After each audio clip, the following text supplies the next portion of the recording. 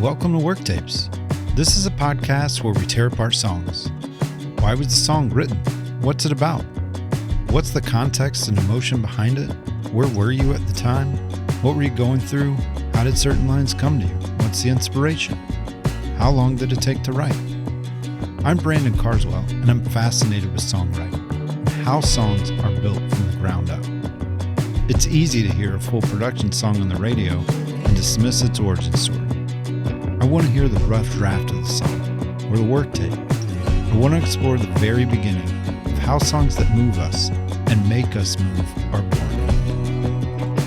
Hey everyone, welcome to Worktapes. I am Brandon Carswell. We are joined by Hannah Aldridge. How you doing? I'm doing good. How are you? Good. I'm good. Hannah is a singer-songwriter, artist extraordinaire. Do you want to just start off and tell us a little bit about yourself? Sure. I know you come from a background, like your family is very musical. Mm-hmm. Your dad is a pretty epic songwriter. Maybe you could talk about a little bit of some of that and how that, we'll just dive in that way. So I'm originally from Muscle Shoals, Alabama, which, you know, if you're not familiar with that, is a little town in North Alabama where a whole lot of cool music was made.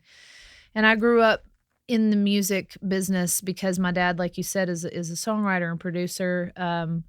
But, you know, it wasn't something that struck me as weird at all growing up that way. It was, you know, although I did run around studios and things whenever I was young, it wasn't like I consciously was sitting there thinking, oh, I'm going to be a musician when I get older. I always really wanted to do that, but I didn't pick up the guitar until I was in my early to mid 20s. So I didn't really know how to execute that dream exactly until I started putting it together with a guitar. I was classically trained on piano, and knew that I loved to sing, but I just didn't know how to put the pieces together. So I kind of always thought that my dad's the musician in the family and everybody else is kind of just, you know, good at singing or whatever. And then we moved up to Nashville, not for me to pursue music per se, but just because my father was in the music industry and I went to school at MTSU.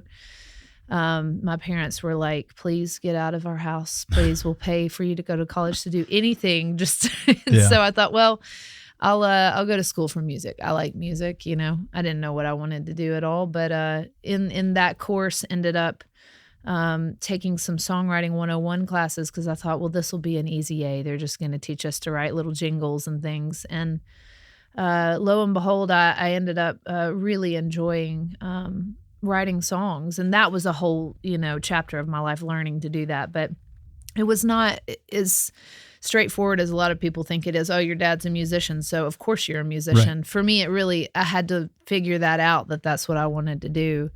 And then really try to figure out what that meant to me and how that translated to my music, because I don't write for Music Row or other artists, you know. So that was a process for sure. And, do you think, I mean, obviously you growing up the way you did with your dad being a big songwriter, what's interesting about your story is that would have influenced you later though, right? Mm-hmm. I mean, you took all of those things. I'm sure you were around it, watching him or hearing his songs or seeing artists cut his songs. Mm-hmm. And when you were a kid, what were you thinking? Was it like, this is no big deal, you didn't care? Or was it something where like, oh, that would be cool to do maybe? You know, I think at that age, even then I recognized that what my dad was doing is not something that I wanted to do. And I didn't know, you know, what it was I wanted to do. Mm-hmm. I thought being an artist is too big of a dream. You know, during that time even, you know, that was during the era that you still would have to get a huge record deal, and that's how you got big. I mean, the internet was barely even a thing, you know, even in my mid-teens. So that wasn't an option to me that you would make a bedroom record and put it out. You know, it was like you either are really famous, and at that time when I was a kid, it was like Britney Spears and the Backstreet Boys. Mm-hmm. So that's who I'm thinking, I've got to do that, you know, because I can't write songs and I don't want to write for country artists. And so So for me, it just seemed like too big of a dream to be able to do. And then as time went on and the internet became a thing and being a DIY artist became possible, that became clearer to me, Sure. What I wanted to do. In terms of did it seem weird, like, growing up that way, because I grew up in Muscle Shoals primarily, yes, I knew to some extent that what my dad was doing was not what everybody else's parents were doing and that it wasn't a super normal situation. My dad never presented that as being something that was that different than anything else. It's his job. Yeah, it's just a job. And so until I got older and I started actually going out and writing music in the Nashville community and touring and seeing the impact that little town had on the world and that my dad's music has had on people, that's when I started to really realize that it was something that was really special and unique. Yeah. Yeah. It's cool. It's cool and interesting to me that you were thinking when you did start writing that you're not going to write for country artists or other artists. You're going to write for yourself, seeing that your dad wrote for other people. Yeah. And for those interested, your dad's name is Walt Aldridge. So you guys can look him up and what he's done and written. And we won't camp out here the whole time. I know you're not living in your dad's shadow because you do your own thing, but it's interesting to me, like how an artist is influenced when they're younger. Yeah. And being that your dad was in the industry, it would be easy to assume like, oh, you're just doing what your dad did because you have an in. Yes. Right? Sure. Yeah, sure. And I think a lot of people do assume that. And it's frustrating because it's like, the truth is that we don't talk at all about my music stuff. I mean, not really, because I've always been so independent in wanting to do everything myself. And, the times that I do call on my dad to help me with anything is actually so rare that it's very special, and those few things that we've done together are really special to me because it's just two different things altogether and it's two different industries that we worked in, and I think it would be easy to assume that's, in the same way that it's easy to assume that if you live in Nashville and you're not Taylor Swift, that you're not successful, which is a whole nother thing, is like people's perception of how the music industry works. You have to kind of learn to just let it roll off your back because it doesn't matter really. Yeah. Like people can think what they want to about it. But at the end of the day, I mean, my life has been primarily circled around touring because I found that that's what I loved. My dad could have hated touring, couldn't have hated touring more than anyone in the whole world. I mean, he absolutely was like, this is not for me. Right. But for me, that's the only thing that really drives me to write a song is that I want to play this in front of people. And that's a whole nother thing we can talk about. But that's where I found my love for music, whereas I think my dad really is centered around the song. And whoever sings that song, it doesn't matter to him because he wrote it. And to that point, I remember when I wrote a song called Lonesome, which was the first song I ever really wrote that I was proud of, and it got put on a TV show. And I remember having a conversation with my dad saying, I don't want anybody to ever record this song. And he was like, why? And I'm like, because it's my song, I don't want to sell this song to somebody. And he was like, I bet if they paid you enough money, you would. I'm like, probably not, know? I mean, I always felt that way about my songs, that they were mine and that I wanted to sing them and I wrote them for myself. Now I probably would let somebody else sing my songs, but I think that was kind of my mindset. Well, it's understandable. It's interesting. It can be like an interesting dynamic. So in this town you have, and I'm sure in Muscle Shoals, you have artists that want to do their own stuff and they own that. And if somebody comes along and says, I want to cut this, you're like, no, this is mine. Yeah. I've experienced that in the past where I didn't take a deal because they wanted certain songs and I wanted those. Yeah. And you can corner yourself a little bit, but you can also just stay true to yourself. Yeah. And if you want to try to write for top 40, you can do that. Yeah. your stuff is not top 40. No, not at all. But it's really good. So maybe you can speak to what kind of style you do of music and what influenced you to go that Sure. route, because it's an interesting style. Sometimes it's dark, sometimes it's fun, sometimes it's broody, whatever. Mm-hmm. Sometimes it's rock and roll, sometimes it does have a little country flair in there. So have at it. That it's interesting. I just re-released the 10-year anniversary of my first record, and I've had a full year of touring behind that to kind of consider where all of it started for me. I think every record came from a different place of what I was wanting to put out as a representation of myself. But I've never been afraid of changing how something sounds. Mm-hmm. And I think that keeps it interesting for me. Mm-hmm. I don't want to be cornered into being like, oh, she's a country artist or a rock artist. But I think at the core of it, for me, what I've always found interesting is addressing those dark topics and things that are hard to talk about. Because again, a lot of what I'm doing is centered around the live show. And in the live show, I talk a lot about why I wrote that song. I kind of take that Nashville singer-songwriter round thing on the road. And I find that a lot of times that's what people really connect with. Yeah, they like the song, but the story behind the song is they go, I can relate to that, And I think for me that is the core of it. And however it's produced, all of these songs start, which you'll hear in the work tape of the song that we're going to talk about. All of these songs start the same. They all start with an acoustic guitar and some very deep feeling that I have. And a lot of times it's just me working that feeling out live, and in person on a work tape with an acoustic guitar. And for me, it's about connecting with other people and talking about things that are hard for me and probably hard for other people. Then once you get past that step, you talk about, how do I want to make this project sound? And my first record was a little bit more country because truthfully, I had no idea what I was doing. I was just writing songs and recording them in analog with, absolutely no polish at all on it. I listened back to that first record of mine, Razor Wire, and I'm like, good Lord, I would never have the nerve to go into a studio with songs that are this rough around the edges and not know what I'm doing and just put out a whole record, and there's something really beautiful about that record because of that. And it is a little country because I grew up in Alabama and that's how those songs came out. Sure. I didn't have like a concept of what I wanted my artistry to be like. As time went on, I then kind of leaned more into the 70s rock because I enjoy that as well. And I thought, well, maybe this is kind of where these songs are home.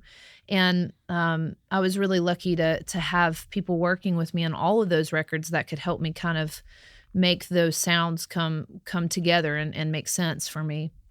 Then after that, an interesting turn of events is that I signed with a metal label out of Stockholm, Sweden. Okay. And when I signed with this metal label, it all kind of comes together for me because this label I'm still currently with them, and they are amazing at letting me just be creative visually and tie all the pieces together. Whereas the first two records, Gold Rush and Razor Wire, I felt like I was fighting that desire to want to have this weird, like you had to hold back some. Yeah, I just felt like I didn't have the vision of what it should look like. The songs are all the same at the core. They're acoustic guitar, and for me, that part of it is cohesive throughout my entire career, but it's the presentation of it that's changed a little bit. And when I signed with this label, Icons, Creating Evil Art, they have been so good at just being like, we like you and we like what you do, and the darker and weirder it is, the better. And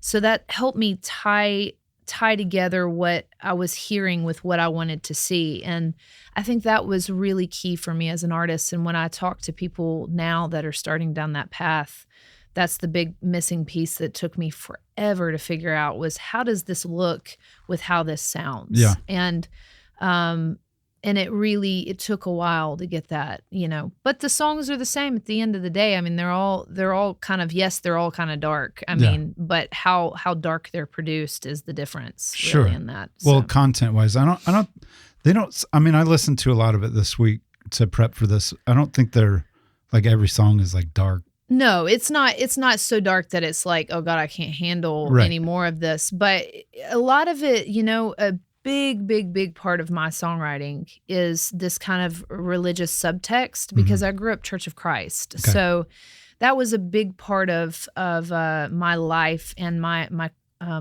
conflict, in a lot of these songs, almost all of them. If I listen back to them, even when I'm not trying to write about that, somewhere in there, it's in there. Right. And I think that comes from my deep love of Southern Gothic literature as well, and kind of addressing those things that are Southern culture, religious culture, and things that move me. And I think that has kind of become a little bit of the darkness in some of my songs, is me trying to figure that out in my own mind. Also relationships, of course, everyone's writing about that. Yeah. But it's not like every song is about vampires or demon possession. Mm-hmm. Some of them are, but not in your face. Well, let me ask you this. Are they, so I don't know like all of the theology behind Church of Christ. Mm-hmm. I know some denominations, but I assume it's much more legalistic than a lot of other ones. So are those darker topics based around that? Are they kind of like is it kind of a struggle to understand the two worlds, or is it a middle finger, or is it? No, I think, I have always had this affinity, like I've always been drawn to the dark side of things because I was told my whole life that I'm not allowed to look at that. Mm-hmm. So where I have a deep respect for boundaries within that. I'm not going to go home and play with a Ouija board because I truly am a little terrified of that. You know it's real, so you don't want to. I'm like, this is kind of cool. What's up with this? So when I'm on tour, for example, one of my favorite things to do is to go in different churches and find religious historical things, because for me it's a real cathartic experience. Yeah. And I when I started touring, I kind of decided I'm going to try to untangle all those things that I've been taught and just experience the world in its own state and how it presents itself to me, and try to not have any preconceived notions of what it should be. And so I try to go in these cathedrals in Barcelona or wherever, in Paris, or, even if I'm in New York and I just walk into a church there, and try to just experience it in real time. And something about that is so dark and so beautiful at the same time. And I think that's what draws me to it, is there is this darkness about the afterlife and religion and God and all those things that I'm drawn to that as well, not just the light side of it. So what do you think the draw is? Like you can go as deep or as shallow as you want. We don't even have to talk about it, but is it a search for like some absolute truth, some hope? No, I think it's in the same way that there's a draw. Mystery. Yeah, there's a draw to, in the same way that you sit down and watch a horror movie and you go, are ghosts real? It's the same for me. I don't know that I necessarily want to see a ghost, but the idea of it's really fascinating to me. And I think as it ties into religion and the world, I mean, let's pretend like the devil is real and all of that scary stuff is real, I find it fascinating because it's like, where do I tie into all of that? Where do we all tie into all of that? And how far can you push this before you go, I don't think I want to, I don't want to see what's behind that door, know? So I think it's just an allure. It's the same way you sit down and you watch a horror movie. I mean, for me, it's. See how close you can get to the flame without getting burned. Exactly. It's just like, what is going on here? Exactly. Because the religion I grew up in, it is very, I always joke and say it's like Amish, but with electricity, because it's not, there is no demon possession or the, mystical, magical kind of side of religion that happens with snake handling or even Catholicism to some extent. Right. It's like those things are so foreign to me. So I'm like, what is that about? Like, Okay. why do we have little pieces of someone's clothes or whatever that we're rubbing and praying to in this religion, or in that religion? Why are we holding rattlesnakes and hoping that we, can speak in tongues? That was something that I was never exposed to, because it was such a, Church of Christ is such a black and white religion, and there is not much room for anything mythical at all. Was there any musical influence there? No. So fascinating question, because that part of my religious upbringing did influence me, because there were no instruments whatsoever. So the only part of that was really good for me was my harmony singing. So they just sing like hymns? It's just hymns, yeah. And it's funny, because when I talk about this during my shows, I mean, think about for a moment, you've got a religion where most of the churches, not all of them, but most Church of Christ, I'd say the attendance is well under 100 people. Let's say 50 in some places, maybe even less. And I remember going to see my grandfather, who was a Church of Christ preacher, preaching at some churches in Indiana, and there were maybe 20 people there. So you imagine a church with 20 people, and you're singing a cappella. Out of those 20 people, how many of them do you think can sing? Yeah. And so you've got 20 people. Well, that depends on what town you're in. Yeah. Muscle Shoals, true. fine. Yeah, I mean, you statistically, you're gonna hear some pretty horrible singing, And I remember that so vividly growing up, just being in these tiny churches and just sitting in the back pew shaking, laughing, listening to these people singing, because it's horrible sounding, And on the other hand, some beautiful moments I can recall in that experience was being in massive, but much bigger, hundreds and hundreds of people singing a cappella, and having the ability and freedom to play around with harmonies and how melodies move you and those kinds of things. And that was really important to me. But there were no instruments at all, That's wild. So yeah, it was really, really interesting, that well, part it's of it. for this podcast, it's kind of refreshing, because most of my guests are like, oh, I grew up in the church and I did music there. Yeah. And that's how I learned Yeah. Like the Southern gospel thing. Yeah. That's how so many like country artists start. Yeah, absolutely. And I had zero of that. I mean, I think because it was such a strict and constricting religion, the type of person that I am, it made me go, what's over there? And I took some of the things that I could value from it, which are like this, like the harmony singing, or the finding the beauty in God, or being taught as a child, these values. But outside of that, I mean, I as a person really was scarred by a lot of it. Yeah. And that's a whole nother layer of all of that. I think the religious trauma part of it really pushed me to want to go out and figure out what that means and how it applies to me. And that's where that plays into my music. I think the harmony singing and all of that was really important for me.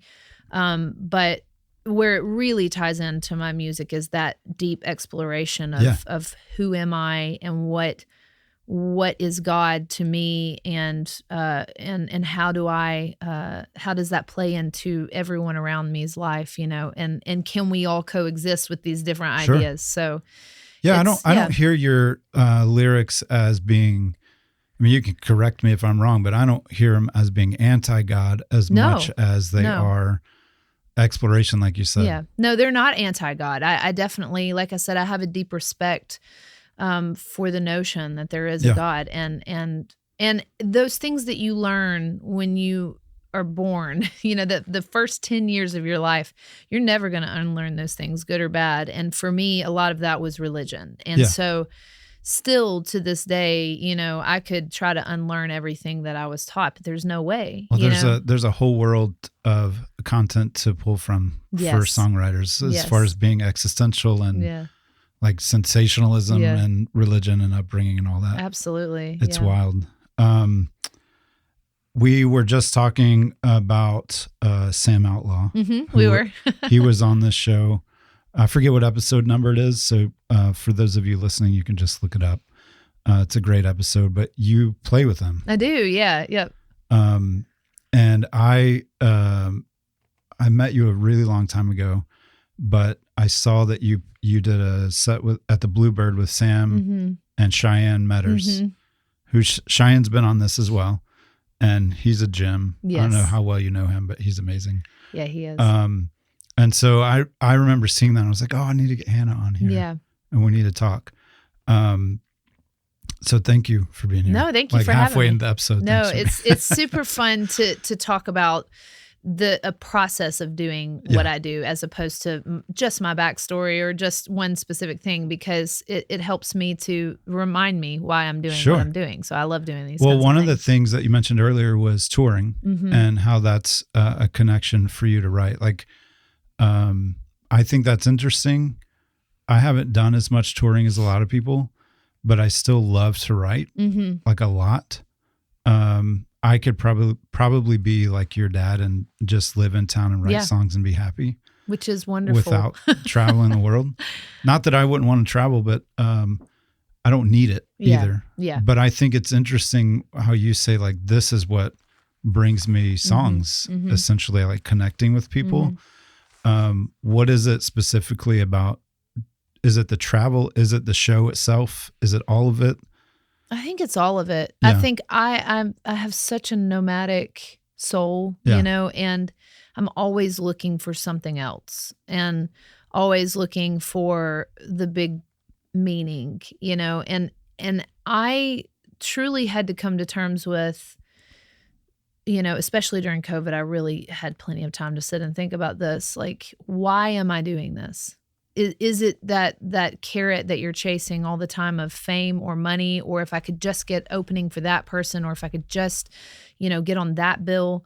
And for me, I came back from 2020 with this very clear head about why I'm doing what I'm doing. I think living in Nashville and being around so many people that are seemingly have the success, quote unquote, that you want to have, I had to really redefine that word and think about what is success for me, because success for other people might be one thing.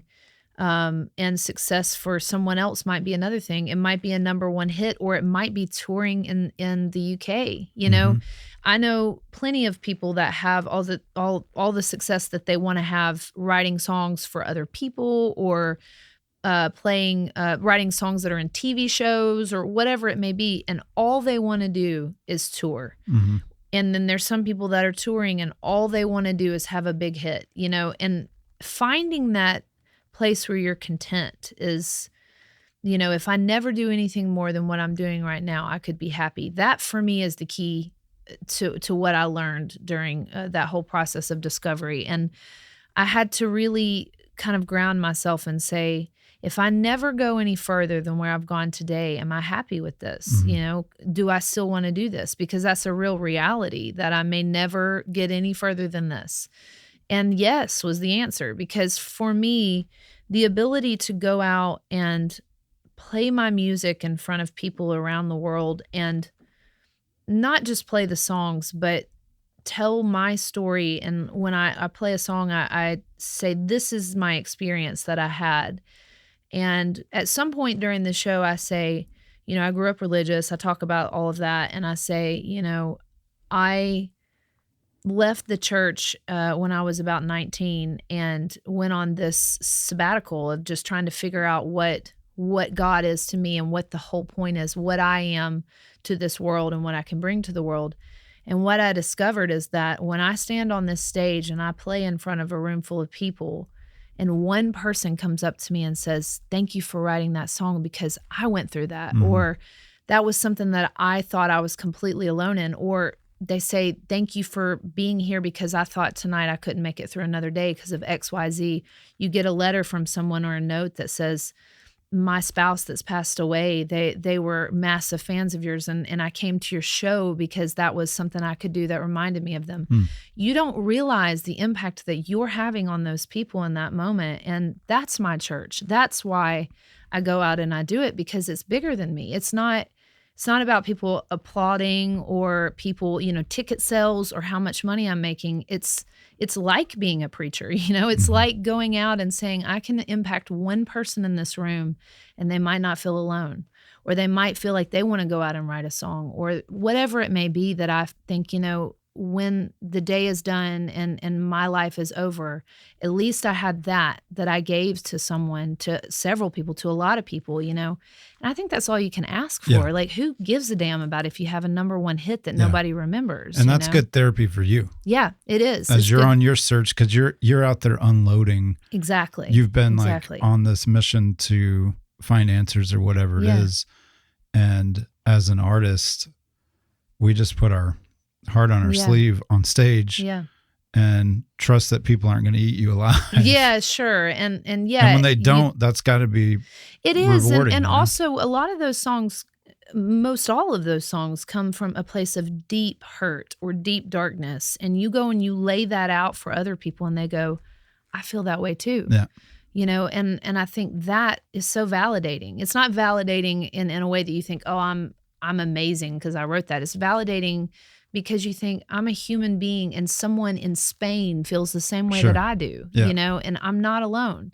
And I just think, for me, that is the core. I mean, why else are you creating art if it's not to connect with people? And I think sometimes when you're writing songs and you blow them out into the wind and you people give you feedback, but for me, it's getting to see them face to face. Sometimes that's exhausting. It can feel a little bit like, oh, good, I get to go up and do the same show all over again. But then you have that one connection or several connections, and you think, man, this is why I'm doing it. This is why I'm doing it. And for me, that's how I plug in. Other people, they plug in other ways, but a lot of people, it's sitting in a room with someone and dumping all your feelings and having a song to show after it. That's enough, or the recording process is their cathartic experience. But that, for me, getting to go and play those shows in front of people and also experiencing their life on their terms. I go to these cities and sit down at a dinner table with promoters and their kids and their family or whatever, and they tell me their stories. And I think, man, how would I ever get to do this other than doing this job right here?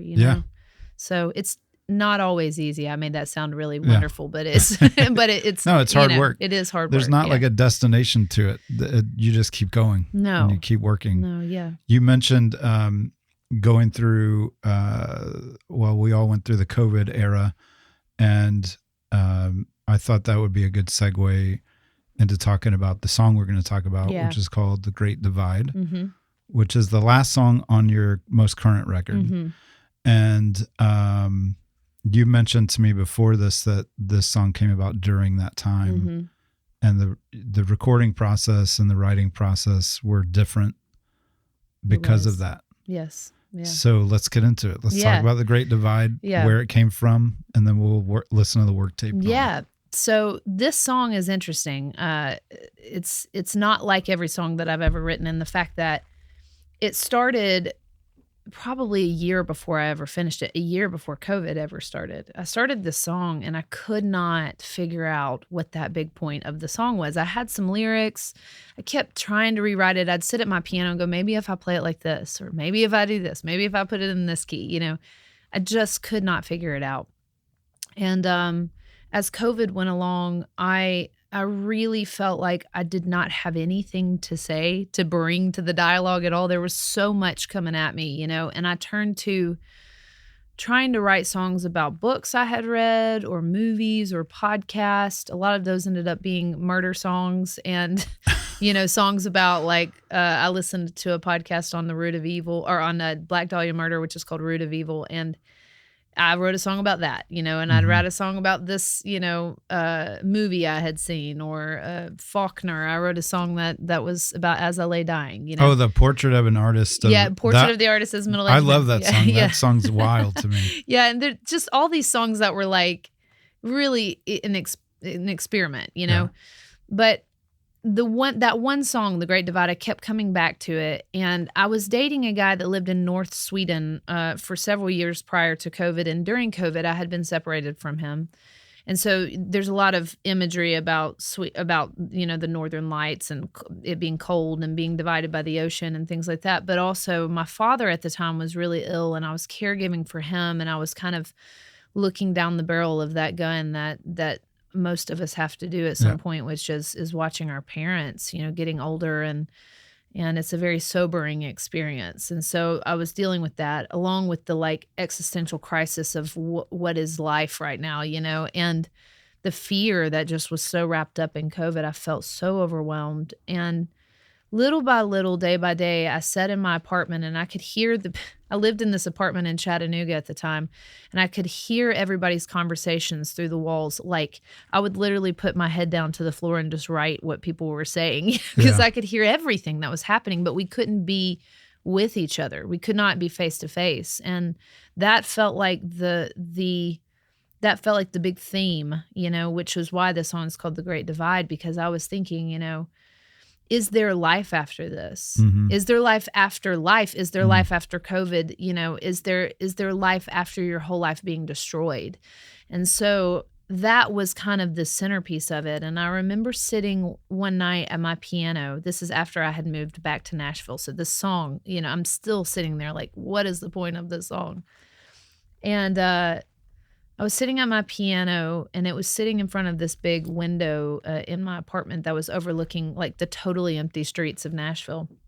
And I remember looking up at the stars and thinking how wild it is that so much history has unfolded under this night sky, throughout time. And I started going through all the historical events in my mind of things that had happened, and I jumped from like the Donner Party to like to the Titanic. And all of a sudden I started thinking about the Titanic and what it would have been like the night that the Titanic went down, that some of those people were on the bow of the ship and everything seemed fine and they were cruising towards their dream, which is America. And then next thing you know, you're in this water looking up at that same sky and it feels completely different. And so I was able to finally be like, that is what I want to say, is that sometimes, it feels like a dream that you're trying to reach out and grab this thing and it all feels like some massive divide between where you are and where you want to be. And so I ended up finishing that song based on that. But man, it was a process. And then once I finished these songs, the fascinating part about the recording process of this record was I did this record with my friend Lachlan Bryan and his right-hand man, Damien Caffarella, and they live in Melbourne, Australia. So all of these songs, we were like sending little voice notes and things back and forth to each other. And I'm sure there's some other people out there that had similar experiences during COVID, even if it was people just up the road that they were doing this with. Yeah. But it was like the hardest way to record a record. I would never do it again this way.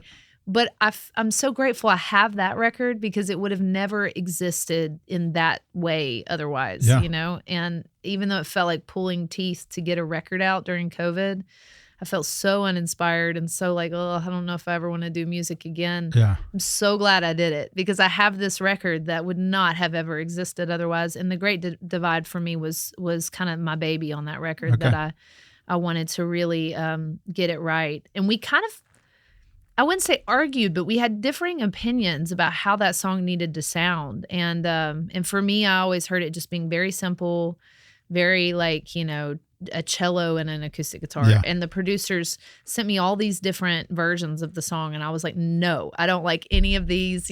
This is not what I want.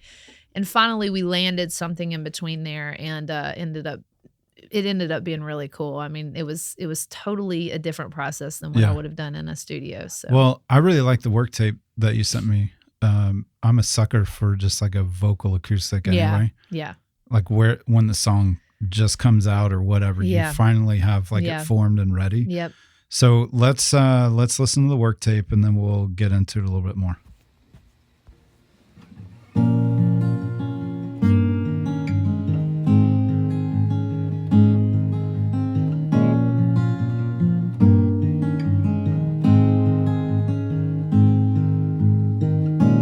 Said we're hostage to the sun. It's midnight in the morning,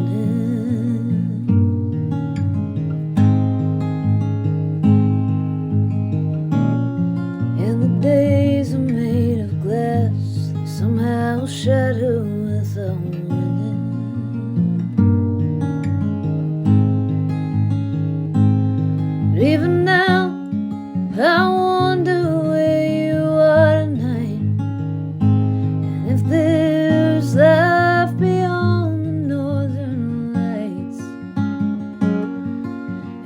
if love's just fading into photographs, I'll close my eyes and dream of America.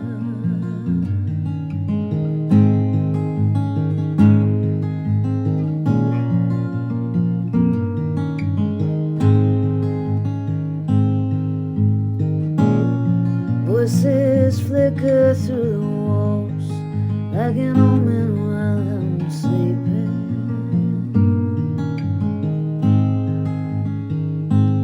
And it's God really on my side, or do my prayers just brush the ceiling?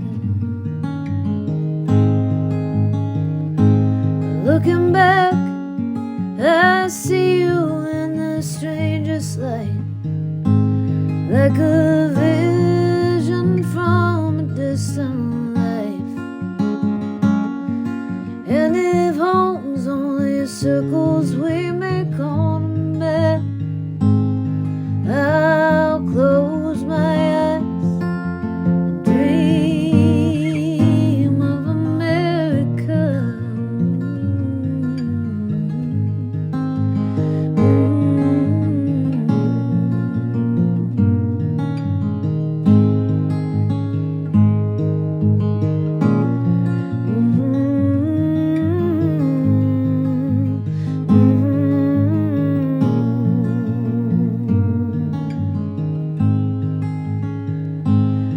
Who am I to ever know the reason why? Or if there's life beyond the great divide, and if time's only sliding into paragraphs, I'll close my eyes and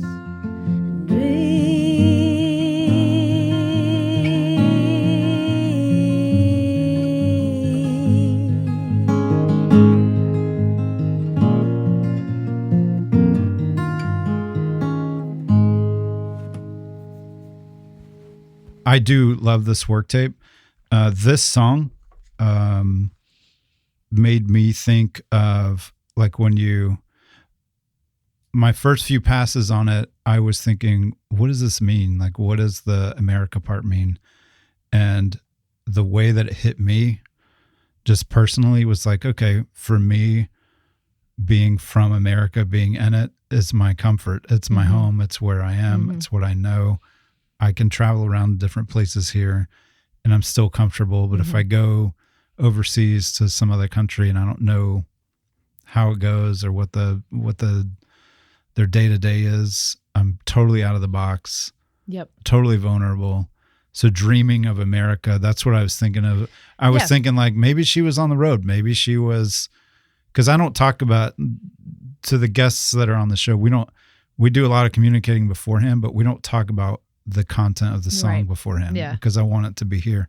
So I'm in my head making up all these stories, which is what we do with music we hear. Which is what you should do. Yeah. Because it should be personal for everyone. Interestingly, this song I had to really figure out what it meant to me as well, because it, like I said, it was such a puzzle piece, and it was interesting listening back to Worktapes, because the one that you just listened to, that was one where you can even hear at some point that I'm trying to figure out what I'm going to say next in the song, because there are probably 30 work tapes of that song before I got to that version of it, where the lyrics are different. All the verses are mixed up in different orders. Yeah. I play it with an electric. I have this little outro in one of them. And, you know, it took me a while. I think the outro initially talked about me being a foreigner somewhere. I'm a foreigner again tonight. I'm a prisoner, you know, kind of thing. And I think initially that was kind of what I was thinking, is that I felt like I was in some kind of prison or a box, you know, trapped in this apartment. But then, like I said, it dawned on me whenever I was sitting and trying to finish the song. I thought, you know, I'm not the only person that's ever felt like this throughout history, you know, and that there's something like, there's a line in there that says, even now I wonder where you are tonight, and if there's life beyond the northern lights. And the next time it says, and if there's life beyond the great divide. I think it's about it's about looking up at the sky or thinking about those things that all of us think about at some point and thinking, am I alone? Is this just me here that's dealing with this, or is this something that everybody's feeling, you know? And I thought, man, that's true throughout history. Yeah. Everybody has felt that way. And for some reason, the Titanic really struck me as like that, really being on a ship headed towards your dreams, headed towards what is America, and just being so close that you could almost reach out and touch it, but you just can't get there. And that was a lot of the dialogue between me and my partner at that time, was like, I want to be there, and he wanted to be in America. And I felt like that was such a valid thought, regardless of whether you were talking about going to Sweden or America. Is just, I think we all felt like, where are we going right now? Like, what is happening? I don't know where I'm headed. I was almost at this place, and then everything derailed, you know? Right. And in hindsight, I look back at that experience of living through a pandemic, and so much good came out of it for me as well. I hate to even put it like that, because I know that there was so much tragedy and horrible things that happened in my life too, you know? But I look back at it and I think, if I had not had that experience, you know, I don't know that I would be the same person that I am today. Sure. You know, and I'm really grateful for it in a lot of ways. And I certainly am grateful that I was able to kind of cohesively finish that song, because I think it would still, if COVID had not happened, it would still be laying in a stack somewhere and not. Yeah. be You able wouldn't to have the finish it. record. Right. Yeah. Or And the same also, one. another point of that song was, I initially was going to call it Dream of America. Mhm. And when we were finishing this record, I've got, for example, on Dream of America, the record, I've got Psycho Killer. So I did a cover on that. And that entire record, even that cover, the entire record was about addressing the underbelly of society in America. And, you know, that's why a lot of it was murders that had happened. There's a song called Unbeliever, which is about me not believing in religion anymore. You know, just kind of all these undertones of things that were happening in America and have throughout history, the darkness of America. And that was why I ended up naming the record that, and the song The Great Divide, because I really realized after I wrote that song that was the tone of the entire record for me too, was like, we all had this idea of what America was in our mind, but we're just pushing aside all these other dark factors in it, you know? And so, COVID kind of exposed a lot of that. So. It sure did. Yeah. And there was a lot of thoughts. And I think I'm sure I'll continue to write songs about that era of my life, because it was so interesting, you know, and you just kind of get an autopilot throughout life, and something like that makes you stop and really reconsider everything. Yeah. So my favorite lyric in that song is "Prayers just brush the ceiling." Yeah. Or do my prayers just brush the ceiling? Yeah. I say, and is God really on my side, or do my prayers just brush the ceiling? And I remember laying in my bed, like I said, in that apartment, and just looking up at the ceiling and thinking, you know, am I here I can hear all these people talking, but I feel like I'm just completely alone. And there's so many of us out there right now on our knees praying. Is mine getting, you know, sent to the draft box, you know, or like, is it being listened to, you know? And, I just felt so, I really was going through an entire mental breakdown during that. Yeah. I think that's a really, it's a creative way to say that, first of all, but it's also really relatable. It doesn't matter if you are staunch believers, you know, the most foundational Christian. Yeah. We all feel like our prayers might not be getting through. Yeah, maybe I remember thinking, you know, maybe mine are not first in the inbox. Maybe they are just brushing the ceiling because I'm not as big of a believer as this person is, or whatever. Maybe he's listening to theirs first. I mean, I think that is a thought that a lot of us, you know, feel and have sometimes. So, you know, Well, it's a great song. Thank you for talking about it. Yeah, absolutely. What would you say if you could pick a record that's like a guilty pleasure that we wouldn't expect? Like your fans would be like, she wouldn't like that. Oh man. I have been listening to, I think you pronounce it Joe, DJO, is Okay. the guy Steve from Stranger Things. It's his record. Oh, really? It's so good. I'm gonna have It's to look so that good. up. I think the one I really like is called 2020 actually. It's like bedroom pop kind of, but I didn't know he was even it's so good. artist. And whenever I tell anybody that I like that record, they're like, "What?" But it really What kind is of good. stuff is it? What is it It's like? like 70s kind of rock funk kind of stuff, Yeah. but it's just the lyrics to it are really cool, you know? Yeah. I mean, it's all very much about like the LA lifestyle, you know, Mhm. but it's just cool. It's cool production and he's a great singer, you know.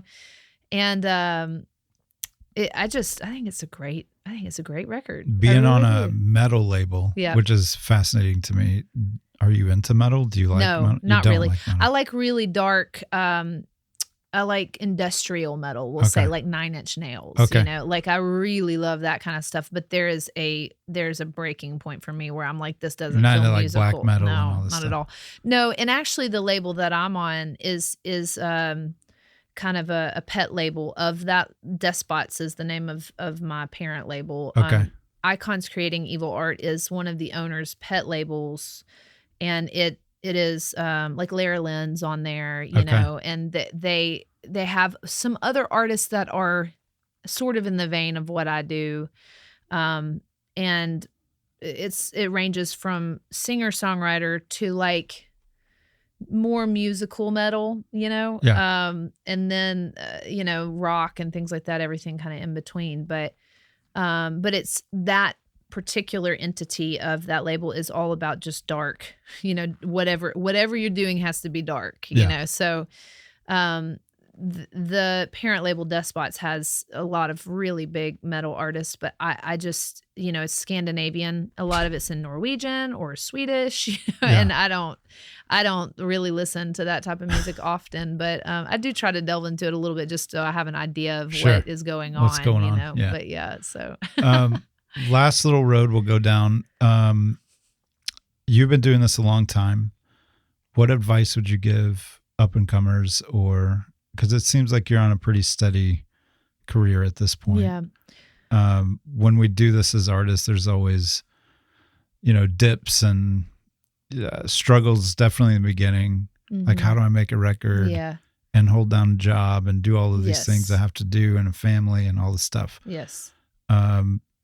What has been your experience and maybe like a good piece of encouragement for people that are doing it? Yeah. So whatever stage you're in your life, I think the real key to it is finding what we were talking about earlier is why are you doing this? Mhm. If it's about the song, then focus on that. If it's about, you know, you're an artist that all you want to do is go out and play live shows, then you need to focus on that. Not that you don't want to focus on having great songs. That's obviously something you want to do as well, but you need to shape your priorities around whatever that thing is that you love, because there are going to be days that you're going to ask yourself, why am I doing this? And you need to be able to clearly answer that question for yourself, or you're going to get very lost, you know? And for me, it was about touring, and for other people, it's going to be about writing songs for other people. And that is a very attainable goal if you want to have a family and still write songs, you know, for other people, or even for yourself. Or maybe I know lots of people that just enjoy the hell out of writing a song and recording it in their bedroom and putting it out. There's Mhm. nothing wrong with that either. And getting sync placings and things like that. You know, you can make money not leaving your house doing Sure. music. You got to be smart. You got to figure out how you're going to do that. But very first thing is figuring out why you're doing it and what it is that you value the most, and making that your priority and coming back to that all the time of this is what I want. And it's if it is touring, that's a whole nother, you know, I can't give a lot of advice about how to become a successful top 40 songwriter, because I've not even come close to doing that. But I don't know if anybody knows the answer to that. yeah, I mean, there's a formula for A little that bit, too, yeah. how you're going to Yeah. do it. You start playing your singer-songwriter rounds, you make friends with the songwriters in town, you get in a room every day that you can with someone else, and eventually you're going to be standing at the Yeah. right place at the right time, you know. That is one method of it. But if it's about touring, I get messages multiple times a day. I'm not even kidding, from people asking various questions. How do you do what you're doing? Or, hey, when you go over there, what do you do for this or whatever? Or, do you know the person that books this venue? And I think the answer to the touring part of it is that if you want to tour in Australia, then look up the venues that people are playing that are, on your level, whatever that may be, and find the contacts and send them an email. It's that simple, and it's not the answer that people want to hear, because that's hard, and that requires figuring out all the things like, how do you get a van? How do you get over there? And you can ask those questions. You got to be the squeaky wheel sometimes. You got to be the person that sends those emails out for yourself, because nobody is going to just pick you up and do it. Maybe if you're really lucky, but that's not the path that I counted on, because having to get a label to pick you up and get all these agents and things, that has never worked for me cohesively. So agents drop out here and there, and so you've got an agent in the UK and one over here and one in Germany, but you don't have one in Sweden. Well, what are you going to do? You're going to book them yourself, So that's a whole. I could do a whole podcast just on my my advice about how to do what I do specifically. But I think to answer the big question, the advice that I would have for any artist or any writer or any musician starting out is find that thing that makes you want to get up in the middle of the night and do it. Even on the days that you're exhausted, on the days you don't believe in yourself, that thing that's like, this is why I'm doing it. And then you figure out the path, because there is a path to everything you want to do. You just ask the questions to people that have done it before, specific questions. Yeah, you make a plan. Yeah, you do. And so somebody told me recently, if you're not making a plan, you're just making a wish. That's true. Yeah. I mean, I always say to people, you can write songs all you want, but people are not going to come and knock on your door and beg you for them. You got, even if you're writing the greatest songs in the world, you got to have a plan to get them out there, you know?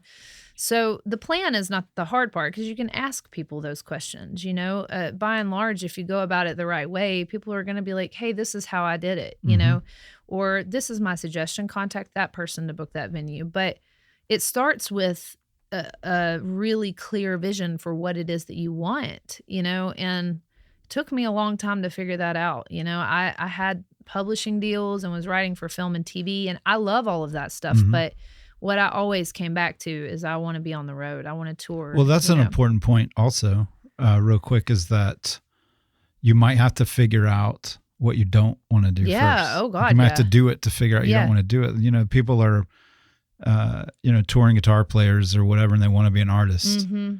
And they just got roped into this thing because it's a job or whatever. And that's fine. There's value in that. Sure, absolutely. There's value in so much. But it doesn't mean that's what you want to keep doing. No, everything at the end of the day has to, if you want to be an artist and you're playing for someone, which I do that too, Right. And if you want to be an artist and you're playing for someone, you have to circle back around and say, is this valuable to what my bigger goal is? And even if that's just paying my rent, sometimes that is, having that side job, is that valuable to me wanting to be a touring musician? Well, if it pays the bills, then yes, so there's no shame in any of that. I mean, it is hard work trying to be a full-time musician. And a just completely side note, but also relevant thing is that I think it's really good for people to have a job that's not music for two things.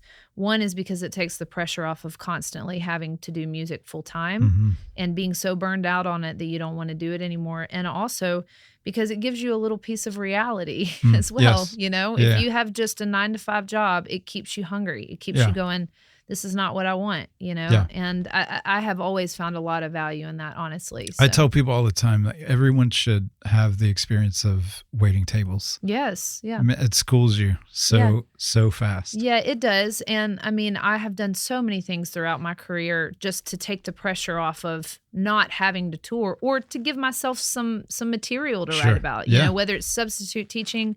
I was a cake decorator, all of those things that kept me in one foot in reality and help me to not only pay the bills while I wrote a record, but also to just help me remember, that's great that advice. It's not just about people asking for your autograph, so there's no shame in that. My God, I think that's a really a really commendable thing to do, is to try to juggle a family. And I have a 17-year-old son. The entire time that I've done this, I've had a kid, you know, and everybody's path is going to look different because your circumstances are different. But again, if you know what that end goal is, you always just go, it's like writing a song. The formula for writing, you know, a top 40 song, you have the hook and every line has to point to it. Yep. And that's what, you know, that is what you want to do with your goal in the music industry. You have your big hook, your big payoff, and everything has to point to that. It's like, is this feeding this? If not, I don't think I need to do that, you know? Yeah, for sure. So that's where